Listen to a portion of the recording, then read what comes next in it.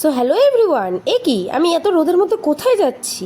তো আজকে আমি যাচ্ছি দোকানে ভিনিগার আনতে। না না, খাওয়ার জন্য না, কিছু করার জন্য জানতে গেলে পুরো ভিডিওটাকে দেখতে হবে। আসলে আমি এই প্যান্টটা আমার পুজোতে কিনেছিলাম, সেটা আমার অন্য প্যান্টে সহ্য হয়নি, তাই লাগিয়ে দিয়েছে দাগ। হা হা। তাই আমি আমার গুরুদেব চ্যাট জিপিটি বাবাকে জিজ্ঞাসা করলাম কি করা যায়। চ্যাট জিপিটি আমাকে কয়েকটা উপায় দিল। তার মধ্যে প্রথম উপায়টা আজকে আমরা করে দেখবো, এবং ওই উপায়টা সফল হয় কিনা সেটা জানার জন্য পুরো ভিডিওটা লাস্ট অব্দি তোমাদেরকে দেখতে হবে। তো প্রথমেই আমাকে নিয়ে নিতে হতো ঠান্ডা জল, আর ওই জলের সাথে মেশাতে হতো ভিনিগার। ভিনিগার আমার কাছে ছিল না, তাই রোদের মধ্যে চলে গেছিলাম ভিনিগার আনতে, এবং ভিনিগার আনার পর ফ্রিজ থেকে আমি ওই গামলা থেকে বের করে নিয়েছিলাম, কারণ আমার মধ্যে অনেক চুল লেগেছিল। আমারও তো ধৈর্য না থাকায় আমি আবার গামলাটাকে ফ্রিজ থেকে বার করে নিই এবং আইস কিউব ওই গামলার মধ্যে ঢালতে থাকি। আইস কিউব গামলার মধ্যে ঢালার পর আমাদেরকে 1 কাপ ভিনিগার নিতে হতো ওই জলের সাথে মেশানোর জন্য। ভিনিগারের দাম 30 টাকা ছিল গাইস। তো জল আর ভিনিগার মিক্স করে দেওয়ার পর আমাদেরকে প্যান্টটা ভিজিয়ে দিতে হতো, যেখানে যেখানে দাগ লাগা রয়েছে প্যান্টে।